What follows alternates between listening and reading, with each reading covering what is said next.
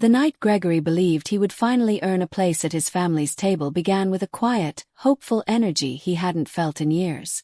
Brightonville's skyline shimmered behind him as he stepped out of the taxi, the city lights stretching across the horizon like promises waiting to be kept. He smoothed the front of his dark navy suit, adjusted his collar, and checked the shine on his shoes. In his right hand, he held a bottle of champagne, an expensive one he hoped would mark the start of better days. Tonight was meant to be more than Martin's engagement dinner. It was supposed to be the moment Gregory stopped being the afterthought of his family. He stood on the rooftop entrance and inhaled the crisp evening air, imagining his mother Alexia smiling warmly, his father shaking his hand, his brother Martin's greeting him with sincerity instead of rivalry. Maybe, Gregory whispered to himself, tonight will be different. For 36 years, he had been the dependable son, the man who showed up when no one else did, the one who remembered birthdays, helped with bills, and solved problems nobody thanked him for fixing.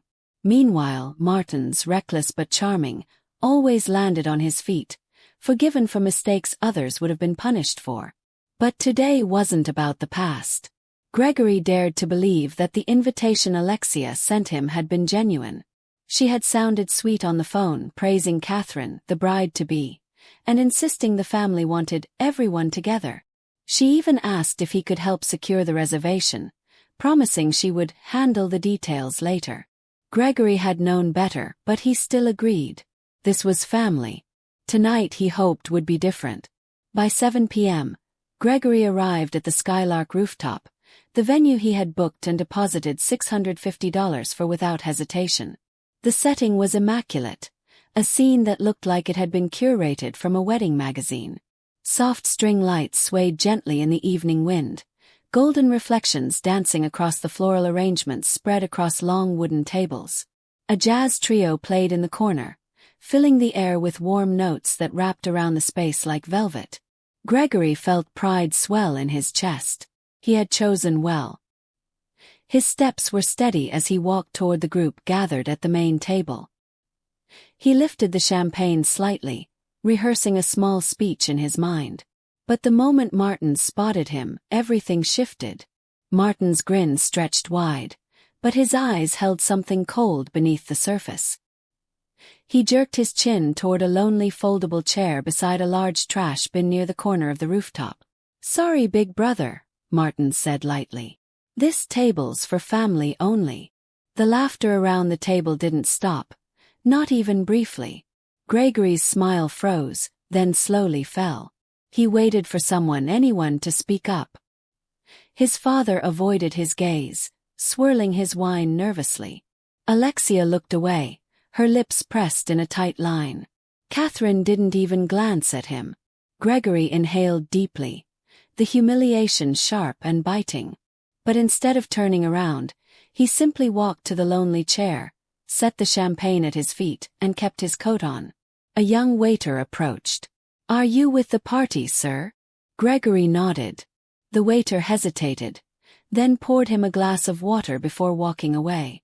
And so Gregory sat, watching laughter, listening to stories, feeling invisible in a celebration he had paid for. 2 hours passed in a haze of distant laughter and clinking glasses. Gregory sat quietly, hands clasped, eyes fixed on the city lights instead of the family who refused to acknowledge him. Eventually, the jazz faded and the waiter returned holding a small leather folder. He approached the main table first, glancing around before clearing his throat. "Good evening," he said politely. "The total for the event comes to $3,480. Should I process the remaining balance on the card on file?" Seconds stretched into awkward silence. Then every head turned toward Gregory. Martin smirked. "Yeah, Gregory's got it," he said casually, as if the decision had already been made. The waiter shifted uncomfortably and walked toward Gregory's lonely seat. "Excuse me, sir," he said quietly. "Should I run the same card?"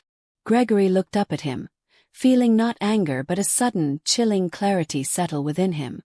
"Not my table," he said, his voice calm but firm enough for the entire rooftop to hear. The air tightened instantly. Martin's smirk twitched. Alexia blinked rapidly, like she hadn't heard correctly. Gregory's father straightened nervously. Even Catherine's parents exchanged glances filled with confusion and distaste. "Sir, you made the reservation," the waiter said softly. Gregory nodded. "I did. And I paid the deposit. But I was told this table is for family only. I'm sitting by the bin." Gasps rippled through the guests. Martins leaned forward, tone sharp. "Come on, man. Don't be dramatic. It was a joke. Lighten up." Alexia sighed impatiently. "Gregory, you've always been sensitive. Don't make this bigger than it is." Gregory shook his head slowly. "You think it's a joke because it's never at your expense." The rooftop fell silent. For the first time he felt the power in his own voice. Catherine's father finally spoke, his voice heavy with disapproval.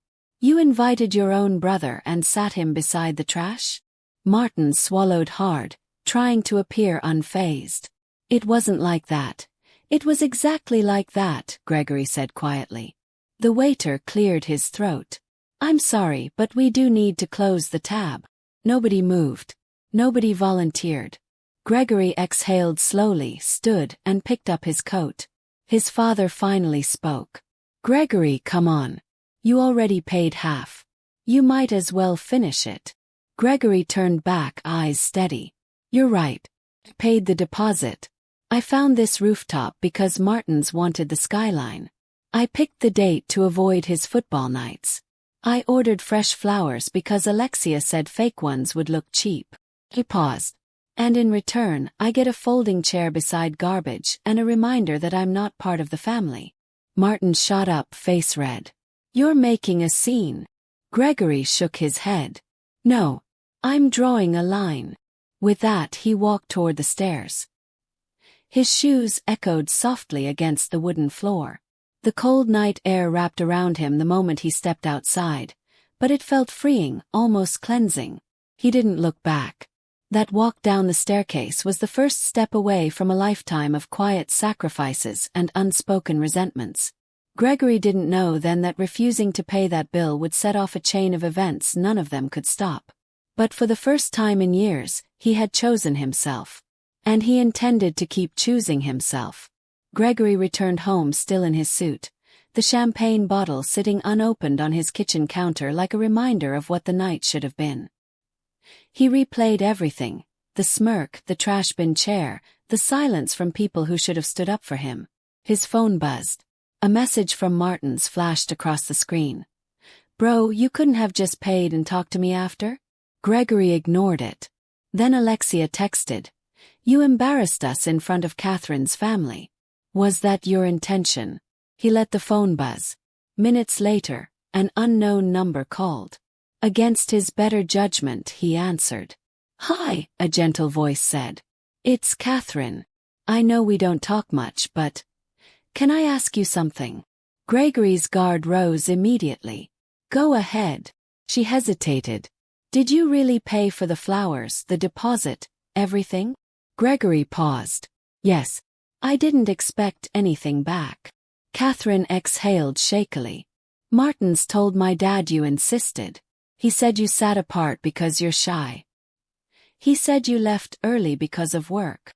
Gregory's jaw tightened. Catherine continued softly. "My dad is furious. He wouldn't have agreed to the Skylark if he knew you were covering the costs, especially after what they did to you." Gregory didn't respond. Catherine added, "I'm not calling to take sides. I just thought you deserved to know." When the call ended, her words lingered like smoke. Not only had they used him, they had lied to protect their image. And for the first time, Gregory realized something important. Maybe walking away wasn't the end. Maybe it was the beginning. By morning, the storm had moved from Gregory's phone to the family group chat. The same chat that was usually silent except on birthdays and holidays. Now it buzzed like a hive. Alexia typed long messages demanding he fix the misunderstanding before it spreads. His father wrote shorter ones, urging him to apologize and move on. Martin sent voice notes filled with frustration disguised as concern. Gregory didn't open any of them. Instead, he brewed tea and sat by the window, watching the soft drizzle over the city. In the days that followed, bits of gossip reached him through co-workers and acquaintances who floated in Martin's social circles. Word spread fast in Brightonville. People whispered that Catherine's father had been livid after the dinner. "If they treat their own like that," he reportedly told guests at a brunch, "what will they do when you marry into it?" The comment traveled like wildfire. By midweek, whispers emerged about tension between Martins and Catherine. Wedding planning had been paused. Catherine's Pinterest boards were gone. The guest list temporarily shelved. Gregory didn't celebrate it. He simply sat with the strange comfort of truth finally surfacing on its own. Still, he said nothing to his family. He didn't feed the drama, didn't defend himself, didn't explain. Silence, he realized, sometimes carried more power than words. 2 days later, an unexpected email from Alexia arrived. Not a call. Not a text. An email with the subject line, "Please." Gregory opened it slowly. The message was long, almost 5 paragraphs, coated in sugary language. She wrote about how she never meant to hurt him, how he misunderstood the family's intentions, and how it would mean so much if he would sit down with Martins to smooth things over. Gregory read the entire email twice. Not once did she write the word sorry. She ended with, "Let's not allow one silly night to destroy the bond we've built." Gregory leaned back in his chair and stared at the final sentence. What bond? The one where he cancelled trips to rescue them. The one where he was expected to cover emergencies. The one where he was praised only when convenient. He closed the email without replying. Hours later, his phone rang. It was Stella, Alexia's older sister, blunt, direct, and famously allergic to sugarcoating. "I heard about that dinner," she began, not even greeting him. Gregory braced himself for another lecture. Instead, Stella surprised him. "Good," she said. "It's about time someone shook that tree." Gregory blinked. "You're not mad." "Mad?" Stella scoffed. "I told Alexia she needs more sense, not more help. You don't owe them anything, Gregory. They need space, and you need peace." For the first time in years, someone from his family sided with him openly. And that acknowledgement hit him harder than any insult ever had. That evening, another message from Martins popped up on Gregory's phone. This one carried panic instead of arrogance. "Bro, Catherine's dad just cancelled the venue deposit. He said, we're not aligned in values. Fix this, Greg." Gregory stared at the message for a long time. The absurdity of the demand almost made him laugh. Fix this. As if Gregory had caused the humiliation.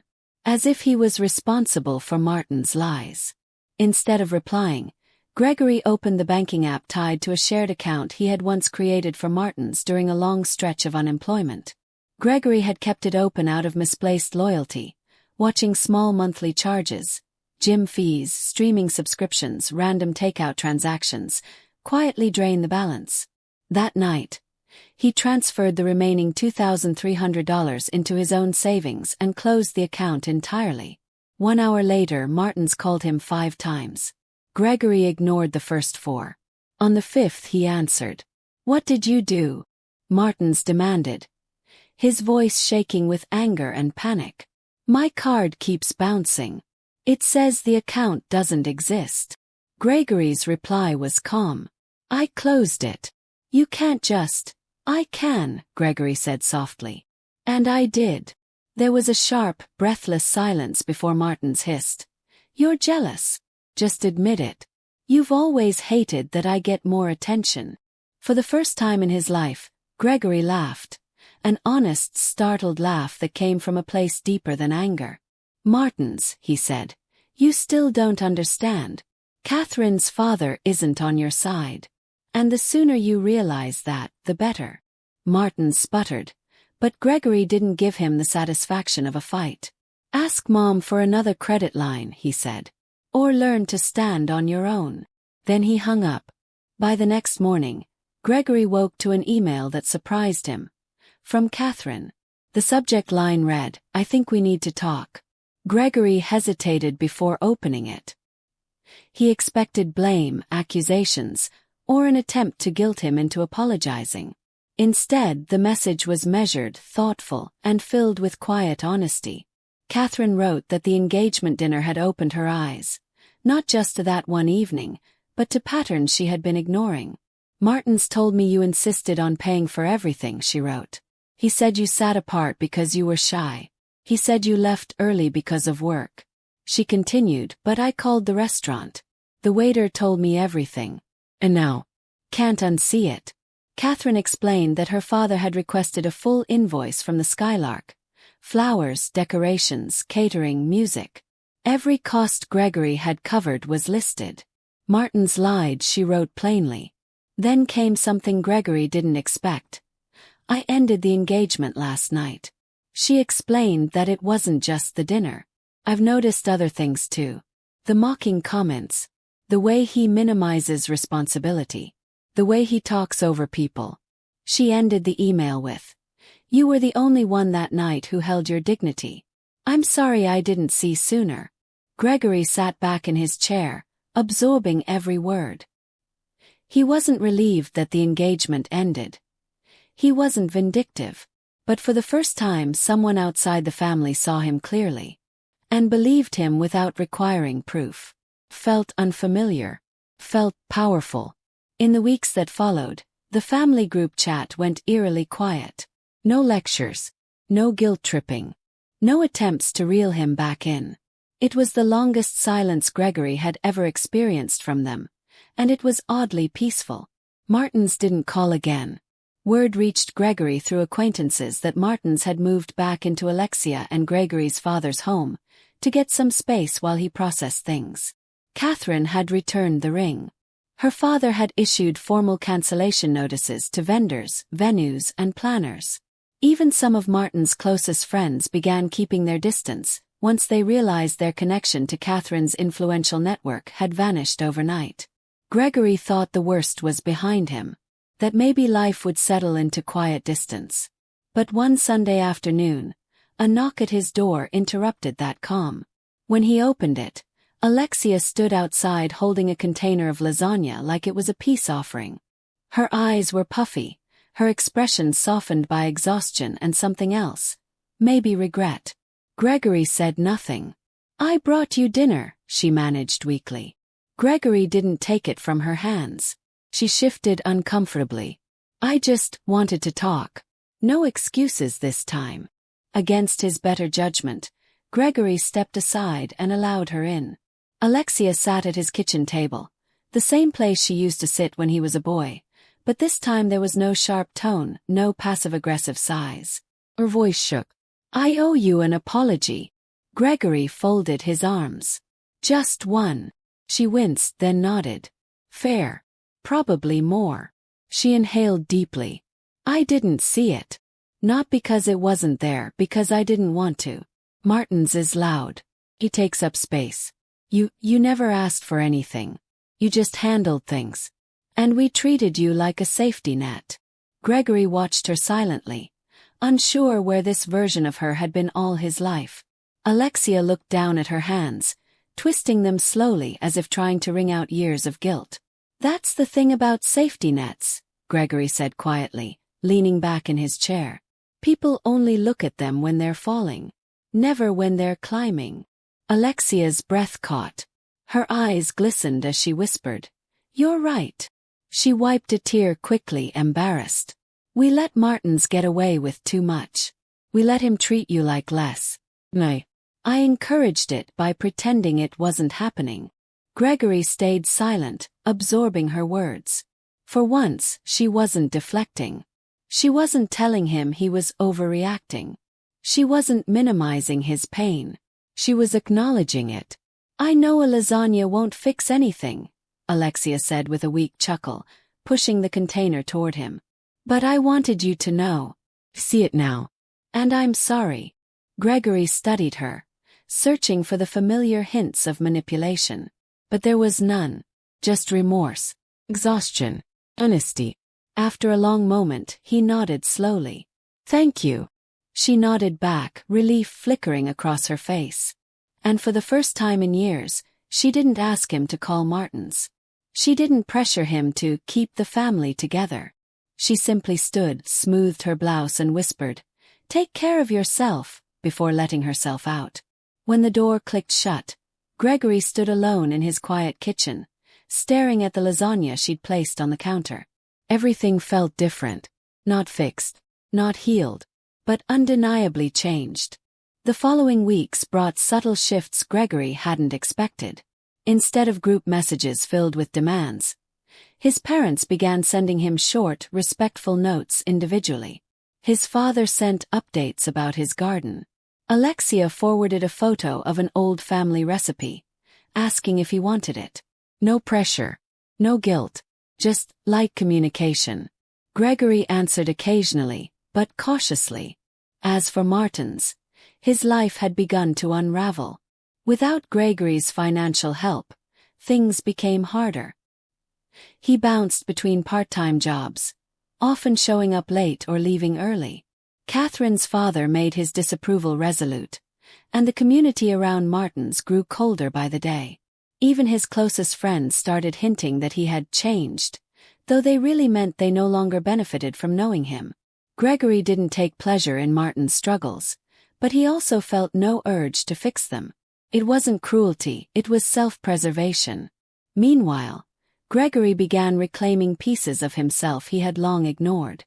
He bought himself high-quality noise-canceling headphones. He read books about boundaries, family dynamics, and quiet strength. He signed up for therapy, not because he felt broken, but because he finally understood something essential. Healing wasn't a reward for tolerance, it was a decision. One afternoon, he hesitated but finally booked the trip to Portugal he had postponed years earlier to cover one of his parents' emergencies.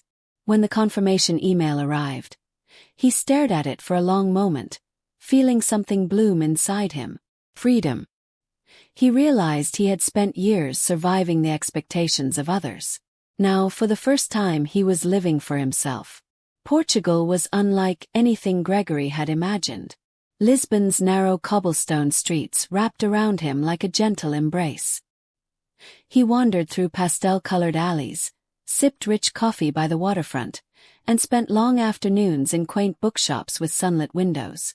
The city had a rhythm that soothed him, slow where life back home had been frantic, warm where his family had been cold. For the first time in years, he felt no need to check his phone. No one demanded anything. No emergencies pulled him away. Silence, he realized, didn't always mean loneliness. Sometimes it meant peace. News of Gregory's travels drifted back to Brightonville. Cousins messaged him with polite curiosity. "Looks amazing. Take pictures." But Martins remained silent. Gregory knew why. Without someone to clean up his messes, Martin's charm had started to wear thin. People saw who he was when Gregory wasn't there to carry the weight. One evening in Lisbon, Gregory received a call from Stella. "I heard about your trip," she said proudly. "Good. Spend your money on yourself for once." Gregory chuckled. "It feels strange." "Strange means you're not used to it yet," she replied. "Keep going until it feels normal." Stella's words lingered long after the call ended. On his last day in Portugal, Gregory sat overlooking the Tagus River, sunlight bouncing gently off the water. He felt something settle inside him, not anger, not bitterness, but acceptance. His life no longer revolved around a family that only looked his way when they needed something. He had stepped into a new world, one where he mattered by his own choosing. And for the first time in his life, he wasn't waiting for permission to belong. When Gregory returned home, the transition felt surprisingly gentle. There was no flood of frantic messages, no guilt-soaked demands. Instead, he found a handwritten letter in his mailbox. It was from Catherine. The envelope was simple, the handwriting elegant. Inside, the message was short, warm, and unexpectedly vulnerable. She wrote that she had moved into a new apartment, joined a community art group, and taken time away from dating. "I thought losing the wedding would break me," she confessed. "But the truth is, Sometimes the end of something rotten is the start of something honest. She thanked Gregory for being the only one that night who stood with dignity, saying his quiet strength made her reevaluate the relationships she allowed into her life. Gregory folded the letter gently, placing it in a drawer. He didn't read into it more than it was. Gratitude, closure, a soft respect. But it still warmed something inside him. In the months that followed, Gregory's boundaries grew stronger, almost instinctive. When his father asked for help paying a utility bill, Gregory replied, "I can't this time. You'll need to work it out." The line went quiet, but for the first time, no argument came afterward. When Alexia hinted she needed a lift to the market, Gregory calmly offered to book her a taxi. She accepted without a fight. Slowly and quietly, the long-standing expectation that Gregory would always say yes began to dissolve. Meanwhile, Martin's struggles continued. He cycled through jobs, frustrated and restless, no longer able to lean on Gregory's financial or emotional support. And though Gregory did not savor his brother's hardship, he no longer carried guilt for not rescuing him. It wasn't his job to save Martin's anymore. It never had been. One Saturday morning while running errands, Gregory walked past the Skylark rooftop. He paused instinctively, glancing up at the warm glow of the string lights. That rooftop had once been a place of humiliation, a symbol of everything he'd endured quietly for years. But now, looking up at it under the bright morning sun, he felt something unexpected: gratitude. The night that had crushed him had also freed him. In his therapist's office later that week, Gregory spoke openly about the dinner for the first time. "It wasn't the chair by the bin," he said slowly. "It was the years before it, the way they decided my place without ever asking me." His therapist nodded. "So what did you do?" Gregory thought for a long moment before answering. "I changed the seating chart." It was the first time he'd said it out loud that way, and he felt the truth settle comfortably inside him. By spring, Gregory's life was fuller than it had ever been.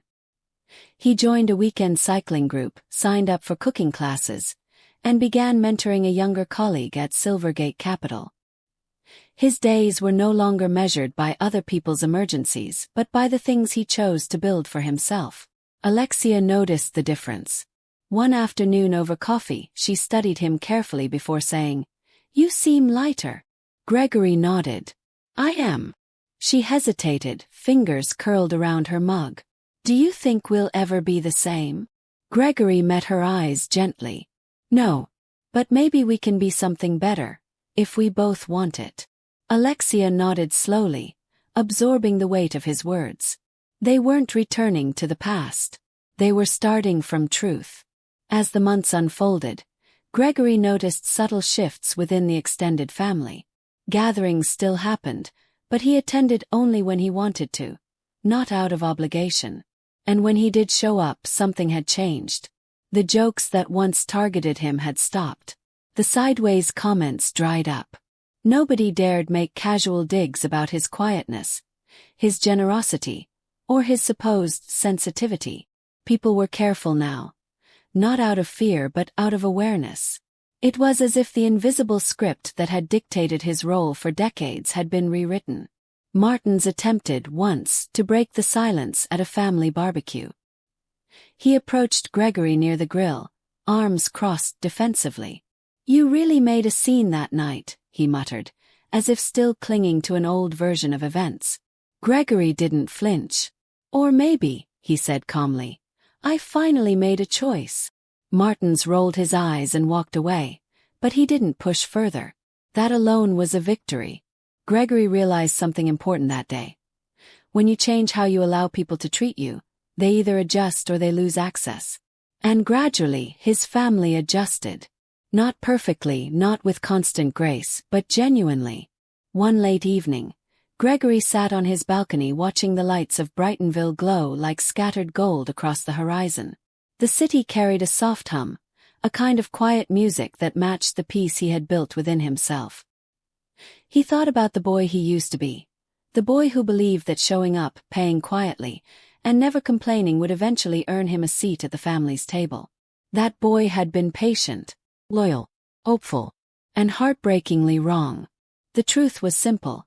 The table had never been built for him, and waiting for an invitation had cost him years he could never get back.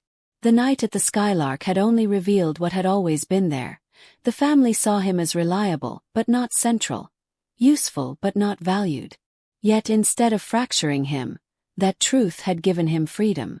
On the balcony he whispered to himself, "I wasn't meant to sit at their table." And for the first time he didn't feel rejection. He felt release. The skyline shimmered, and a soft breeze brushed his face, as if affirming the life he now claimed as his own.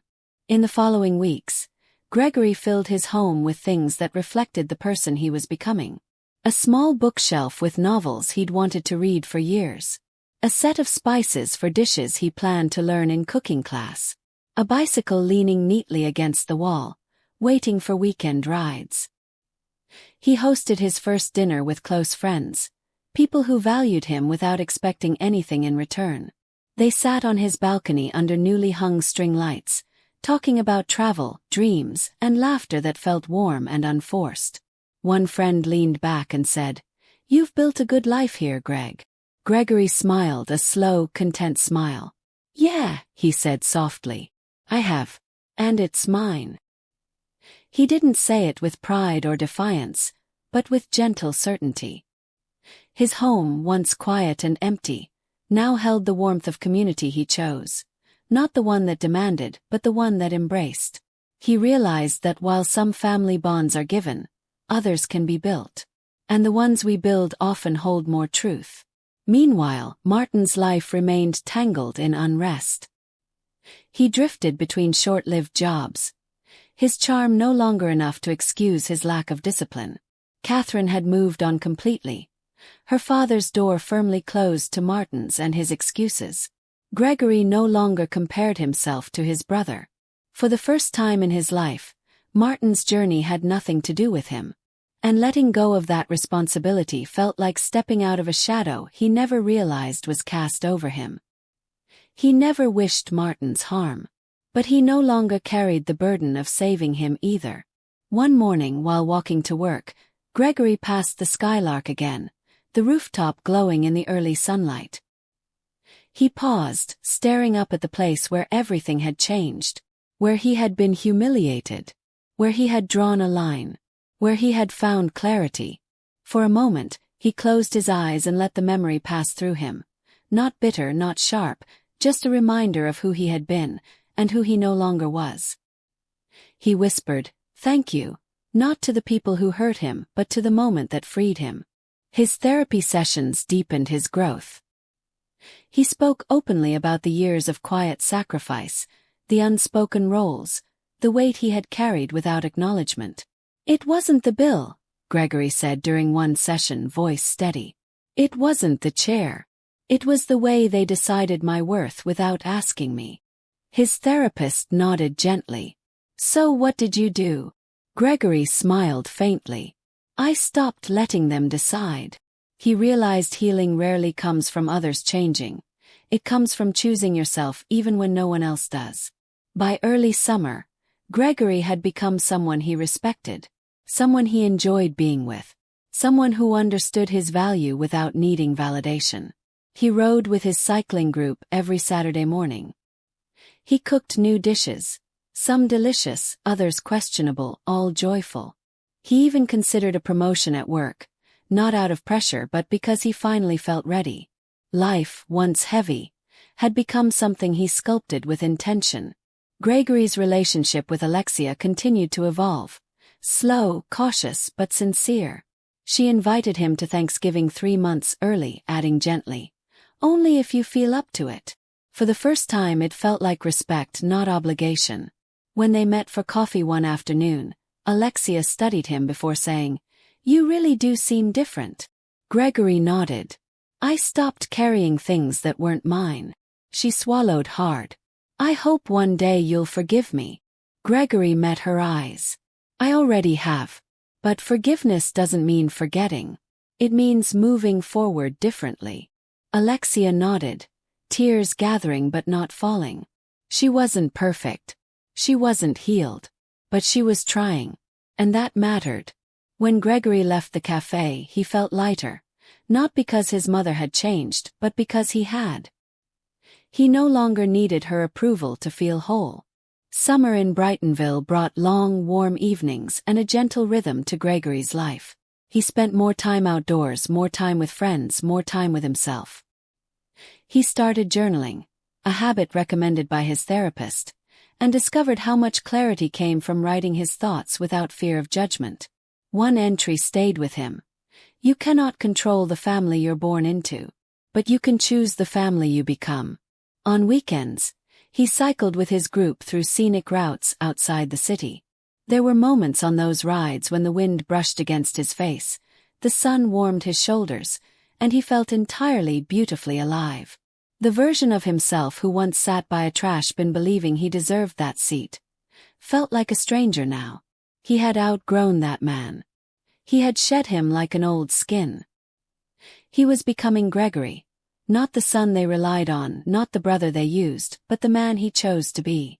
As the anniversary of the engagement dinner approached, Gregory walked past the Skylark again. The rooftop glittered just as it had a year ago, filled with new celebrations, new laughter, new faces. But this time, pain didn't rise in his chest. Anger didn't twist his stomach. Instead, he felt gratitude, deep, steady, mature gratitude. "That was the night I stopped waiting for permission to belong," he whispered. He watched as a couple stepped onto the rooftop, hands intertwined, excited for whatever moment awaited them. Gregory wasn't jealous. He wasn't wistful. He simply understood that their story was theirs, and his was his. He turned away from the building and walked on, carrying with him the lesson that had reshaped his life. Sometimes the door people shut on you is the one that leads you back to yourself. In the months that followed, people around Brightonville still whispered about the dinner where the eldest son refused to pay the bill. Some called Gregory dramatic. Some called Martins entitled. Some blamed Alexia. Stories spread, shrank, twisted, and rewrote themselves as gossip tends to do. But Gregory didn't mind. Because stories people tell about you don't define you. How you live does. Gregory's life now held things no one could take from him. Peace, clarity, independence, joy. He became a mentor at work, inspiring younger employees with his calm wisdom and steady insight. He strengthened friendships, built community, and left behind relationships that drained him. Most importantly, he gave himself what he had always deserved: a seat at his own table. One evening, while hosting a small dinner for friends, one of them lifted a glass and said, "Greg, you seem settled. Like you finally found your ground." Gregory smiled softly. "I did," he said. "And I built it myself." And so the story ends not with a dramatic reunion or tearful apology, but with something far rarer: a man choosing himself. Gregory no longer waited for family approval, no longer shouldered burdens placed upon him without consent, no longer begged for a seat at a table never meant for him. Instead, he crafted a life that honored his worth. A life filled with people who valued him, choices he made freely, and peace he created with intention. In Brightonville, the tale still circulated. How the quiet older brother walked away from a bill and a lifetime of being taken for granted. But Gregory knew the truth. It had never been about the bill. It had been about finally cashing in years of silent debt he owed to himself. And in doing so, he discovered something powerful. Belonging isn't given, it's built. And he had built his own place. Solid, steady, and undeniably his. Under the glow of soft string lights on his balcony, surrounded by friends who saw him clearly, Gregory lifted a glass to the night sky. "To new tables," he whispered. And for the first time in his life, he felt completely, beautifully whole.